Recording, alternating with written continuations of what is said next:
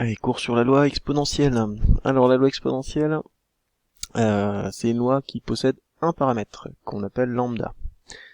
C'est une loi qui est définie sur 0 plus l'infini, donc les valeurs sont dans 0 plus l'infini, et sa densité, c'est la suivante, lambda e de moins lambda x. Donc ça, c'est une loi voilà, qui est connue en maths pour modéliser un tas de phénomènes, les files d'attente par exemple. Il y a des propriétés qui sont normalement à connaître, alors je vous les donne et puis on va regarder la démonstration des deux dernières, c'est facile, hein, c'est juste une intégrale à calculer, ou presque. Donc on a une variable aléatoire de loi de probabilité, une loi exponentielle de paramètres lambda, bon ça, je vous l'ai remis, la probabilité d'être entre C et D, c'est l'intégrale de C à D de lambda et de moins lambda t, c'est pas vraiment c'est une propriété qui est liée aux lois continues en général, je vous l'ai réécrite ici. La probabilité que t soit plus petit que a, c'est la même chose que probabilité que t soit strictement plus petit que a, je vous l'ai remis aussi, mais ça c'est vrai quelle que soit la loi continue, et ça c'est égal à 1 moins e de moins lambda a. Donc si on connaît cette formule-là, en fait on fait des calculs de proba plus rapidement, c'est l'idée. La probabilité d'être au-dessus de a, c'est 1 moins la probabilité d'être en dessous, donc c'est 1 moins tout ça, et du coup c'est e de moins lambda a. Alors avec vous, je vais simplement refaire le calcul de p de t plus petit que a, et puis on continuera le cours.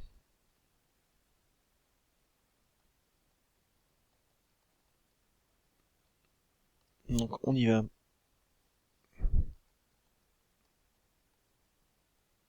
Alors c'est une loi de proba qui est définie sur 0 plus l'infini. Donc la probabilité d'être en dessous de a, c'est l'intégrale de 0 à a. On met la densité, lambda et moins lambda t dt.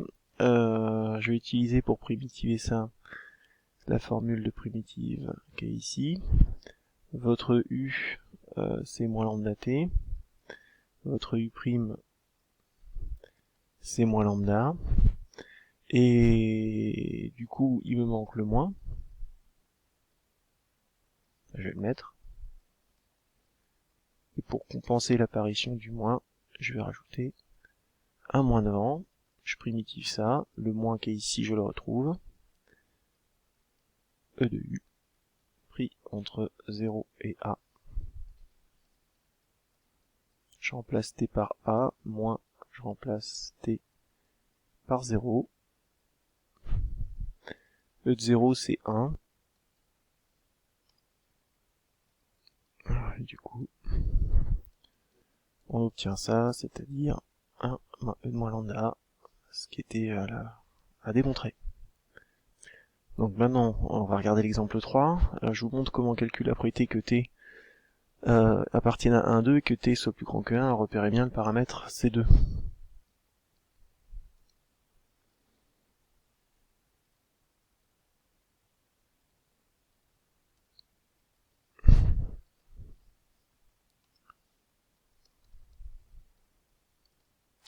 Alors la probabilité que t appartienne à 1, 2. Bon, vous pouvez très bien faire intégrale de 1 à 2, 2 à 2 e de moins 2t, faire un calcul un peu équivalent à ce qu'on a fait au-dessus.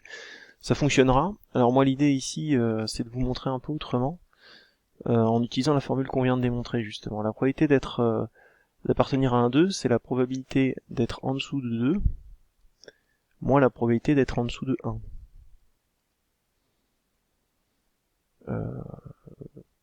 Pour quelle raison? Je vous explique ça. Donc ici, j'ai représenté la probabilité entre 1 et 2, hein, ma courbe c'est 2 e de moins 2t. Donc l'intégrale qui est ici, qu'est-ce que je raconte? Je dis que c'est l'intégrale qui est là, donc toute cette surface-là, l'intégrale de 0 à 2, auquel je vais retirer l'intégrale de 0 à 1. Donc j'obtiens la surface qui reste, c'est bien celle-là. Voilà l'idée. Du coup, une fois qu'on a appliqué ça, je vais utiliser les formules qu'on vient de voir. Donc la probabilité d'être en dessous de 2, c'est 1 moins e de moins 2 fois 2, moins la probabilité d'être en dessous de 1 moins e de moins 2 fois 1. Votre petit a, c'est 2, puis c'est 1, et puis votre lambda, c'est 2. Les 1 disparaissent, et il vous reste e de moins 2, moins e de moins 4. Voilà, ce qui vous évite un calcul d'intégrale. Ensuite, l'autre question, c'est la probabilité que t soit au-dessus de 1. Bon bah c'est directement la formule. Rien à dire là-dessus. Allez, retournons au cours. Dans la suite du cours, alors une propriété 3, qui est une des caractéristiques intéressantes de cette loi exponentielle, on va dire que c'est une loi qui est durée de vie sans vieillissement. Alors on va déjà regarder la propriété, puis je vais essayer de vous expliquer pourquoi ça c'est appelé, ça s'appelle comme ça, durée de vie sans vieillissement.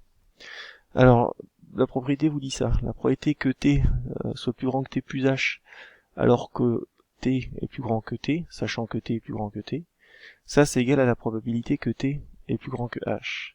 Vous avez la démonstration ici, alors elle est assez simple en fait, elle repose uniquement sur des probas conditionnels. Ça c'est une proba conditionnelle, hein. P de A sachant B, c'est P de A inter B sur P de B, et la probabilité d'être, enfin, T au-dessus de T et T au-dessus de T plus H, ça vous fait T au-dessus de T plus H. On remplace le haut par la formule qu'on a vue dans la propriété d'avant, le bas pareil, et enfin on termine par utiliser les propriétés de l'exponentielle pour arriver à ça. Et puis ça, bah, on a vu que c'était P de T plus grand que H. Voilà, donc cette propriété-là, elle est facile à voir. Je m'arrête peut-être 2 secondes ici, sur l'égalité qui est là.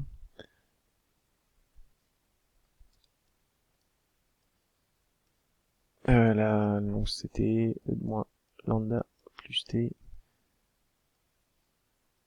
Non, E de moins lambda T plus H sur E de moins lambda T.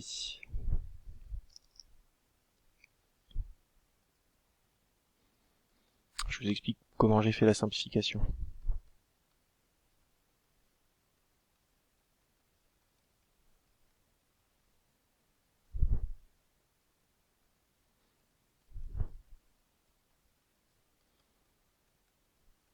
Voilà. Ok, retournons au cours. Alors du coup, pourquoi c'est sans vieillissement maintenant? Essayez de comprendre le phénomène. La probabilité que t dépasse t plus h alors qu'on sait qu'elle a déjà dépassé t, c'est la même chose que d'avoir de dépasser h. C'est-à-dire que vous avez vu les t. Donc la probabilité, en gros, quand vous arrivez à une file de queue, par exemple à une caisse, la probabilité que la file de queue dure 100 minutes alors qu'elle a déjà duré 60 minutes, bah, c'est la même chose que la probabilité que la durée dépasse 40 minutes en fait. C'est ça l'idée, hein. On peut retirer le temps déjà écoulé. Voilà, donc ça c'est des durées sans vieillissement. Ça sert à modéliser aussi des durées de vie d'appareils électroniques, de composants électroniques plus précisément. Bon, voilà. Je vais pas aller plus loin là-dessus. Donc rapidement, fin du cours, propriété 4, E de t, l'espérance est 1 sur lambda. Pour faire ce calcul-là, vous avez besoin de quelque chose que vous ne connaissez pas sur l'intégrale, qui est l'intégration par partie, donc je vais pas en parler. Là j'ai fait une erreur, hein, c'est pas propriété, c'est exemple, je modifierai ça, l'espérance d'une variable aléatoire de paramètre 1 sur pi, bah c'est pi, 1 sur pi, c'est pi, hein, tout simplement. Voilà.